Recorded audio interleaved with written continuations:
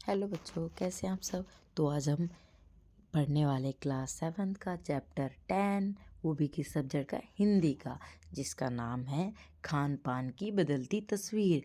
आप जानते ही हैं कितने सालों में हमारे देश में खान पान के बहुत, अभी हमारे इंडिया में, भारत में अलग अलग स्टेट में भाई बन नहीं रहा। मेरे से क्या बना रही हो, आप बता सकते हो? इतना गंदा बना रही हो कि पहचान भी नहीं पाएगा कोई। कि इतना तो गंदा भी नहीं है कि पहचान तो सकते ही हो। ये हमारे भारत का नक्शा है, जैसा भी बना पाई बना दिया। ठीक है, तो अलग अलग जगह पे, पंजाब में, हरियाणा में, जम्मू कश्मीर में, लद्दाख में, इधर नॉर्थ ईस्टर्न साइड में, इधर क्या कहते हैं साउथ में, इन सब जगह पे अलग अलग तरीके के खाने खाए जाते हैं। तो हम इन्हीं खानों की बदलती तस्वीर को हम पढ़ने वाले हैं कि पहले किस तरह से खाना, कौन कौन सा खाना खाया जाता था, और आज हम किस किस तरीके का खाना खाना पसंद करते हैं। ठीक है, चलो स्टार्ट करें।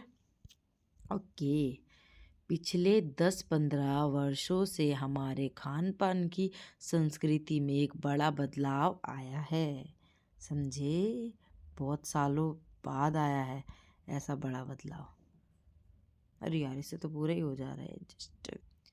पिछले 10 वर्षों में, 15 वर्षों में हमारे खान पान की संस्कृति में एक बड़ा बदलाव आया है। इडली इडली, डोसा, बड़ा सांभर, रसम अब केवल दक्षिण भारत तक सीमित नहीं है। मतलब ये जो चीज़ें दक्षिण भारत में सीमित थी, वो आज के टाइम पे सिर्फ दक्षिण भारत तक सीमित नहीं है, वो हमारे भारत के हर स्टेट में वो चीज़ें फैल रही हैं। समझे? ये रहा ना। हाँ, ये उत्तर भारत के भी हर शहर में उपलब्ध, और अब तो उत्तर भारत में भी ढाबा संस्कृति लगभग पूरे देश में फैल चुकी है। अब आप कहीं भी हो अब आप कहीं भी हो, किसी भी प्रकार का खाना खा सकते हैं। आपको पता ही होगा। ये भगवान, आप कहीं भी हो, उत्तर भारत की रोटी दक्षिण में, उत्तर भारत की रोटी कहाँ मिल जाती है? दक्षिण में मिल जाती है। समझे?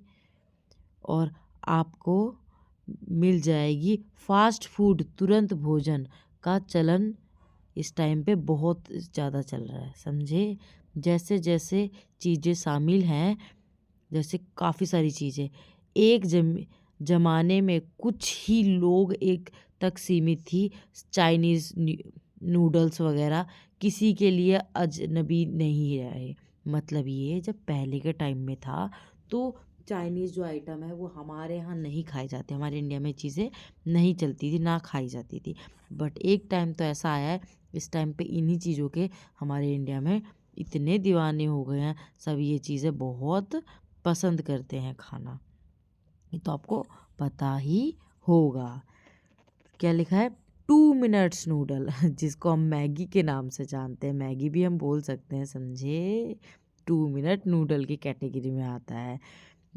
क्या पैकेट बंद रूप में तो कम से कम बच्चे बूढ़े सभी परिचित हो चुके हैं। इसी तरह नमकीन के लिए के कई स्थानीय प्रकार अभी तक भले मौजूद हों, लेकिन आलू चिप्स के कई विज्ञापित रूप में तेजी से घर घर में अपनी जगह बना रहे हैं। मतलब ये कि कुछ चीज़ें हैं जो बच्चे बूढ़े सभी उससे परिचित हो चुके हैं, जो कि पैकेट बंद रूप में आपको मिलता है। जैसे आलू के चिप्स हो गए, ये सभी क्या है, बच्चे बहुत पसंद करते हैं। इनके विज्ञापन हमको आए दिन देखने को मिलते रहते हैं। गुजरात का ढोकला गाठिया देश के कई हिस्सों में स्वाद लेकर खाए जाते हैं। और बंगाली मिठाइयों की केवल रस भरी चर्चा ही नहीं होती, वे कई शहरों में पहले की तुलना में अधिक उपलब्ध हैं। यानी स्थानीय व्यंजनों के साथ ही अब अन्य प्रदेशों के व्यंजन पकवान भी प्राय हर क्षेत्र में मिलते हैं और मध्य वर्गीय जीवन में भोजन विविधता अपनी जगह बना रही है। इसका कहने का मतलब ये है कि पहले के समय में था तो हम एक निश्चित तरीके की चीज़ें अपने जहाँ पे रह के खा सकते हैं, पर हम कहीं पे अब गांव में रह के ढोकला खांडवी सारी चीज़ें खा सकते हो और बना सकते हो। आपको रेसिपी भी पता चल जाती है क्योंकि आजकल सोशल मीडिया है और सोशल मीडिया के साथ साथ और भी चीज़ है। और क्या फ़ायदा है, आज के टाइम पे हम किसी भी तरीके का कुछ भी ऑनलाइन ऑर्डर करके मंगा लिया, खा लिया, जो भी मन किया, चाहे इटालियन हो चाहे साउथ का हो, साउथ का कोई भी खाना हो गया, डोसा हो, उत्पन्न वगैरह अलग अलग चीज़ें, तो आप कुछ भी मंगा के खा सकते हो। तो मतलब ये है कि पहले के टाइम में जहाँ जो हमारे पास अवेलेबल था हम वो खा सकते थे, पर आज के टाइम पे ऐसा नहीं कि डोसा सिर्फ साउथ में मिलता है, ऐसा नहीं कि नॉर्थ की चीज़ें सिर्फ नॉर्थ में मिलती है। यहाँ की चीज़ें वहाँ और यहाँ की चीज़ें वहाँ की चीज़ें यहाँ खाई जाती हैं। कुछ चीज़ें भी हुई हैं, मसलन अंग्रेजी राज तक जो ब्रेड केवल साहिबी ठिकाने में सीमित थी, वह कस्बों तक पहुंच चुकी है। नाश्ते के रूप में लाखों करोड़ों भारतीय घरों में तली जा रही है। खान पान की इस बदलती हुई संस्कृति से अत्यधिक प्रभावित नई पीढ़ी हुई है, जो पहले के स्थानीय व्यंजनों के बारे में बहुत कम जानती है, पर कई व्यंजनों के बारे में बहुत कुछ जानती है। समझे? तो इसमें कहने का मतलब ये है कि पहले के टाइम में जो अंग्रेज लोग ब्रेड वगैरह खाते थे, वो आज के टाइम पे हमारे घरों में बहुत चलता है, बहुत चाव से खाया जाता है। और ख़ासकर हमारे आने वाली जो नई पीढ़ी है वो इसको बहुत पसंद करती है। बच्चे आजकल के ये सारी चीज़ें खाना पसंद करते हैं। स्थानीय व्यंजन भी अब घटकर कुछ ही चीज़ों तक सीमित रह गए हैं। बम्बई की पाव भाजी और दिल्ली के छोले कुलचे की दुनिया पहले की तुलना में बड़ी ज़रूर है, पर अन्य स्थानीय व्यंजनों की दुनिया में छोटी हुई है। जानकार ये बताते हैं कि मथुरा के पेड़ों और आगरा के पेठे नमकीन में अब वह बात नहीं रही, यानी जो चीज़ें बची हुई हैं उसकी तुलना में गुणवत्ता में फ़र्क पड़ा है। मतलब ये कि पहले के टाइम पे जो चीज़ें जितनी अच्छे और प्योर तरीके से मिल पाती थी वो हमें आज के टाइम पे नहीं मिलती। जैसे मथुरा के पेड़ हो गया, आगरा के पेठे हो गए, पहले लोग उस टाइम पे बहुत चाव से बहुत मन पसंद करके खाते थे, बट आज के टाइम में इतनी मिलावट हो जाती है कि ऐसा नहीं पॉसिबल हो पाता, वो टेस्ट नहीं देते हैं और साथ में महंगा भी देते हैं।